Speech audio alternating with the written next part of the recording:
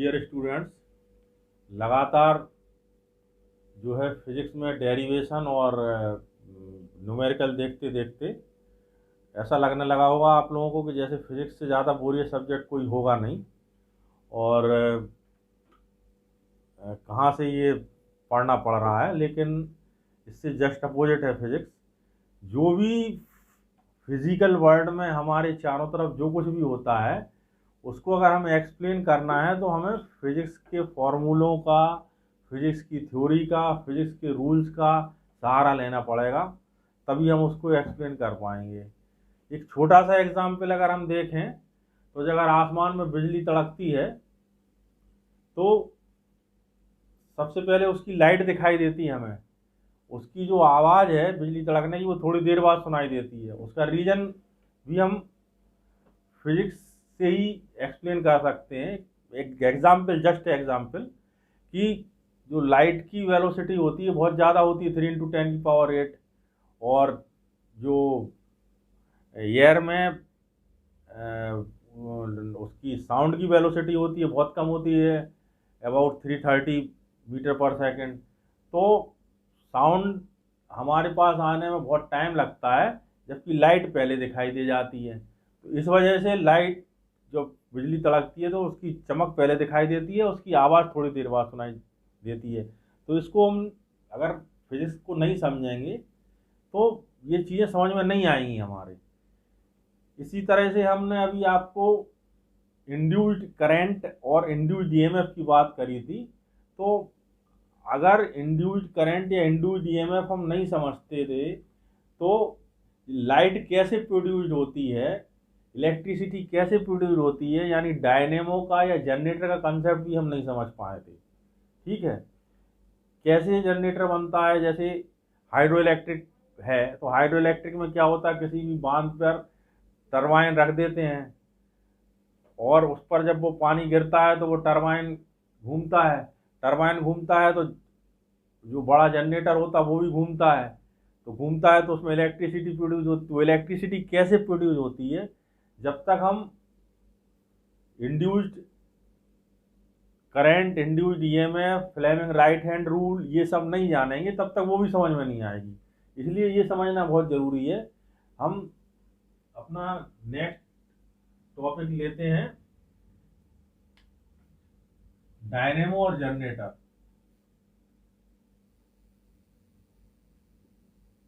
ठीक है, तो डायनेमो क्या कॉन्सेप्ट है ये हम देखने की कोशिश करते हैं। ये एक मैग्नेट है। ठीक है, मैग्नेट के बीच में एक कॉइल को रोटेट कराते हैं हम।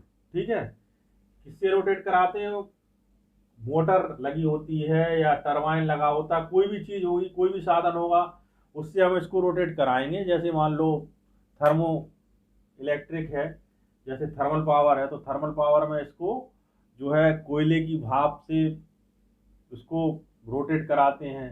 हाइड्रो इलेक्ट्रिक है तो इससे वो पानी के जो वो होता वेलोसिटी होती है, वो पानी इस पे गिरता है तो इससे ये रोटेट होता है। अलग अलग साधन से इसको रोटेट कराते हैं हम।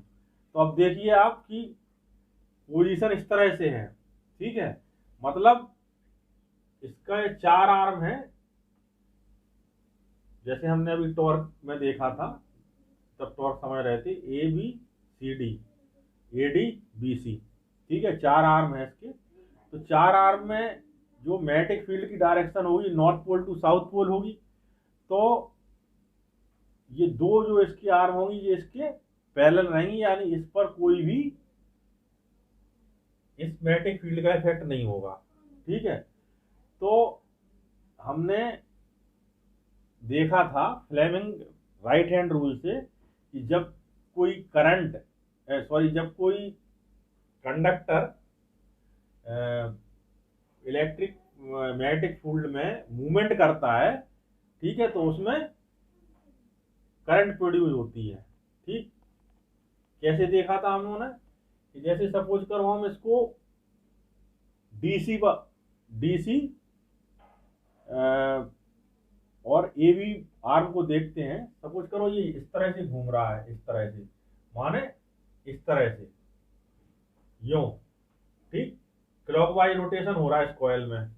तो सबसे पहले क्या होगा, ये जो डीसी आर्म होगी ये नीचे की तरफ जाएगी और एबी आर्म ऊपर की तरफ आएगी, यानी ये जा रही है नीचे की तरफ, इसकी वो है, और ये आ रहा है ऊपर की तरफ, ठीक।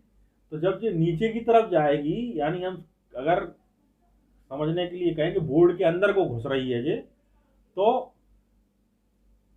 इसमें करंट कैसे निकलेगी, जो इंड्यूस्ड करंट होगी उसकी डायरेक्शन क्या होगी, तो मैग्नेटिक फील्ड की डायरेक्शन जो है राइट हैंड रूल से, मैग्नेटिक फील्ड की direction from north pole to south pole, तो मैग्नेटिक फील्ड की डायरेक्शन क्या हो गई, ये हो गई, ठीक।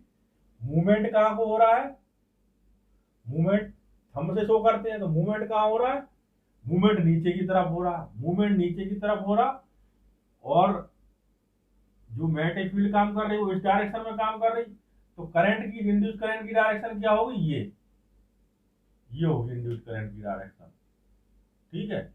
इसी तरह से ये वाला नीचे को जा रहा है आर्म, और ये वाली आर्म ऊपर को आ रही है, यानी बोर्ड की बाहर की तरफ आ रही है। तो ये बोर्ड के बाहर की तरफ जब आ रही है तो ये कंडीशन होगी, ठीक है। ये है मूवमेंट की डायरेक्शन, ये है मैग्नेटिक फील्ड की डायरेक्शन नॉर्थ टू साउथ, ये बाहर की तरफ आ रही है इसलिए अंगूठा हम ऐसे करे हैं, ठीक है। तो ये किस तरफ, इस तरफ इसमें करंट फ्लो होगी, ठीक। तो हमने बताया था कि इसमें इस तरह से करंट फ्लो हो रही, तो ये करंट की डायरेक्शन कैसी होगी इसकी, इसमें इस डायरेक्शन में, ठीक। अब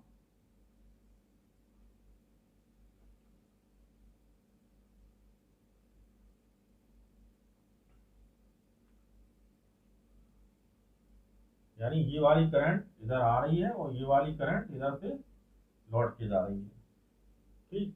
अब क्या होगा, जब इसको घुमा देगा ये मोटर, जो भी जिस जिस तरह से भी ये घूम रही है, ये घुमा देगा, तो घुमाने के बाद क्या होगा कि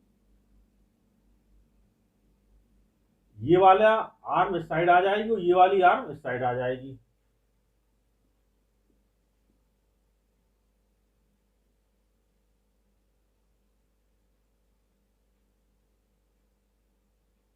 यानी इस साइड आ जाएगी डीसी और इस साइड आ जाएगी एबी, ठीक है।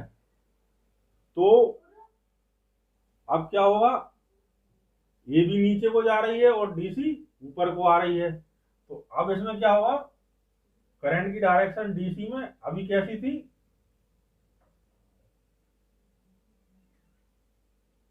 डीसी में करंट की डायरेक्शन कैसी थी, ऐसी, लेकिन अब कैसी आ जाएगी, ऐसी, और इसमें ऐसी आ जाएगी, ठीक। तो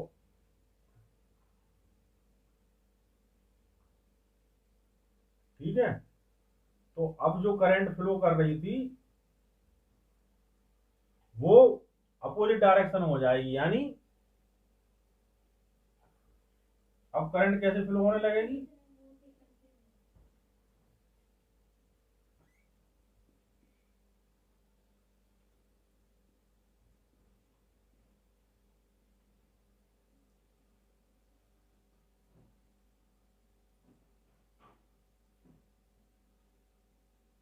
ये वाला आर्म किधर आ गया,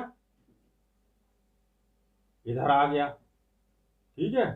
तो इसमें करंट कहाँ फ्लो होने लगी, इधर फ्लो होने लगी, ये वाला आर्म इधर था तो इसमें करंट इधर फ्लो हो रही थी, ठीक।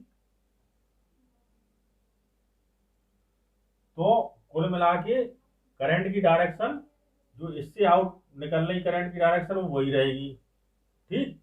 तो इससे डायरेक्ट करंट प्रोड्यूस होगी, ठीक है। डायरेक्ट करंट कैसे क्यों प्रोड्यूस होगी, क्योंकि यहाँ पे जो करंट की डायरेक्शन रहेगी वो सेम ही रहेगी, इनमें करंट की डायरेक्शन चेंज हो रही है, माने डीसी में इस साइड आ रही, और जब डीसी घूम के उधर चली जाए तो डीसी में ऊपर हो जा रही, लेकिन डीसी का इधर जो ये क्रिसेंट शेप्ड वो है, क्या कहना चाहिए, ब्रश है, उनमें भी क्या होगा कि इनकी पोजीशन चेंज हो जाएगी। तो कुल मिला के करंट जब ये वाला इधर आ जाएगा उसमें भी करंट यहीं को जाएगी, उसमें भी करंट यहीं को जाएगी।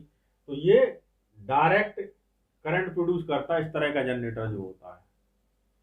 ठीक है,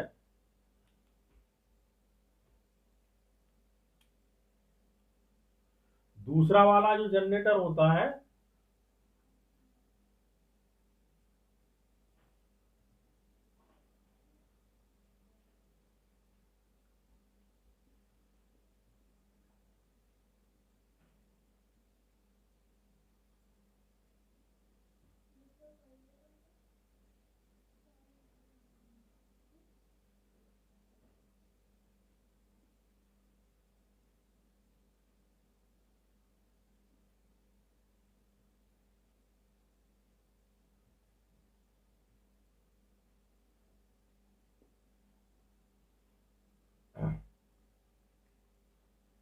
देखो, ये वाला कोना हमेशा इससे टच है और ये वाला कोना हमेशा इससे टच है।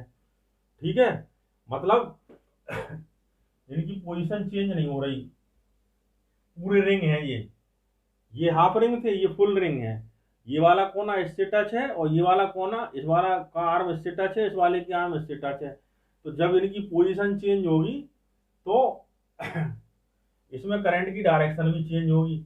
मतलब ये जाएगी इधर, ये जाएगी इधर, तो इसमें करंट फिर इधर फ्लो करने लगेगी, इस वाले आर्म में इधर फ्लो करने लगेगी। तो इधर से करंट जब इधर को फ्लो करने लगेगी इसमें करंट, तो इधर से अभी इधर इधर को जा रही है, मतलब ये करंट ऐसे जा रही है इस समय। ठीक, और ये वाला करंट वापस ये वाला करंट जो है इससे ऊपर को जा रहा है, तो ये करंट ऐसे जा रही है इस समय। ठीक है, तो जब ये पलट जाएंगे, जब पलट जाएंगे तो इनमें भी करंट की पोजीशन चेंज हो जाएगी। यानी डीसी, हमने देखा कि एक पोजीशन में डीसी में करंट इधर थी और अगले पोजीशन में डीसी में करंट ऊपर हो गई, तो जब इनमें करंट की पोजीशन चेंज होगी तो यहाँ करंट की पोजीशन चेंज हो जाएगी। तो इसलिए क्या होता है कि ये वाला जो डायनेमो है वो अल्टरनेट करंट प्रोड्यूस करता है इस तरह से, एक बार पॉजिटिव करंट होगी और एक बार नेगेटिव करंट होगी, एक बार पॉजिटिव होगी और एक बार नेगेटिव होगी। ठीक है, और ये डायरेक्ट करंट प्रोड्यूस करता है हमेशा। ठीक है, ये दोनों में डिफरेंस है। क्वेश्चन पूछा जाता है कि इसमें जो है रिंग शेप्ड होते हैं और इसमें क्रिसेंट शेप्ड होता है जो ब्रुश होते हैं। मतलब ये कहलाते हैं स्प्लिट रिंग्स, ये कहलाते हैं स्लिप रिंग्स। तो स्लिप रिंग्स किस में होंगे, इनडायरेक्ट कंडक्टर में, और स्प्लिट रिंग्स किस में होंगे, डायरेक्ट, जो डायनेमो डायरेक्ट करंट इंड्यूस करेगा। तो हमने देखा कि किस तरह से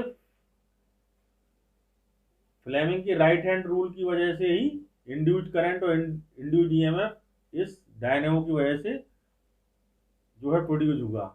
एक चीज और है, थोड़ा सा लेंज लॉ और आज समझना पड़ेगा। लेंज का लॉ,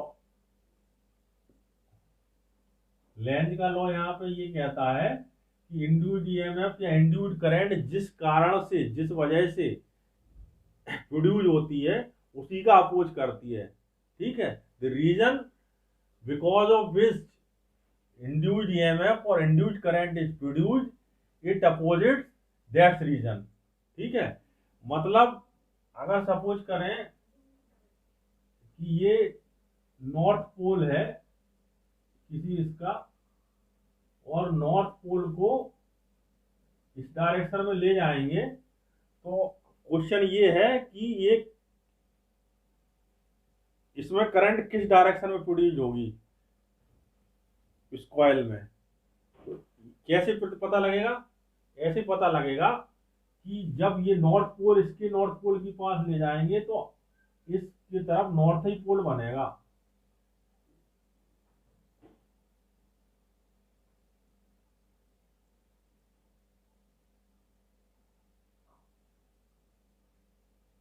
ठीक है, यानी करंट एंटी क्लॉकवाइज प्रोड्यूस होगी इसमें। ठीक है, इसको रिपेल कर सके, जिससे नॉर्थ को आने को रोक सके। ये इसमें करंट प्रोड्यूस हो रही थी इसको इसके पास आने से, तो ये इसको इसके पास आने को रोकेगा, क्योंकि इसमें नॉर्थ ही पोल बन जाएगा, तो नॉर्थ नॉर्थ पोल को रिपेल करेगा। अब हम सपोज करोगे इसको इससे दूर ले जाते हैं नॉर्थ पोल को, जब हम इसको इससे दूर ले जाएंगे तो अब क्वेश्चन ये है कि इसमें किस तरह की करंट प्रोड्यूस होगी।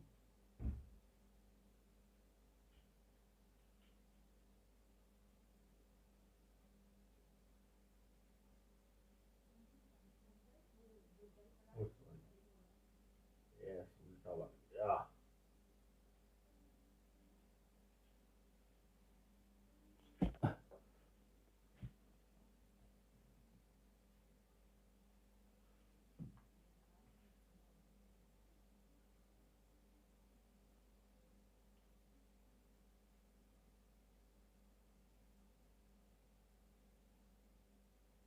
कैसी बन रही, इस तरह ही करंट प्रोड्यूस हो रही। ठीक है, मतलब अपन इसको नॉर्थ पोल को दूर ले जा रहे हैं तो यहाँ साउथ पोल बन जाएगा, यानी इसको दूर जाने का ये विरोध करेगा। साउथ और नॉर्थ एक दूसरे के अपोजिट पोल हैं, अट्रैक्ट करेंगे। तो ये लेंज का नियम कहता है, लेंज का लॉ। ठीक है, ओके, क्लियर। तो ये देखा, अगर हमें नहीं पता होता कि इंड्यूस्ड करंट या इंड्यूस्ड ईएमएफ कैसे प्रोड्यूस होता है, तो ये डायनेमो से कैसे इलेक्ट्रिसिटी बन जाती है, इसको हम एक्सप्लेन नहीं कर सकते थे।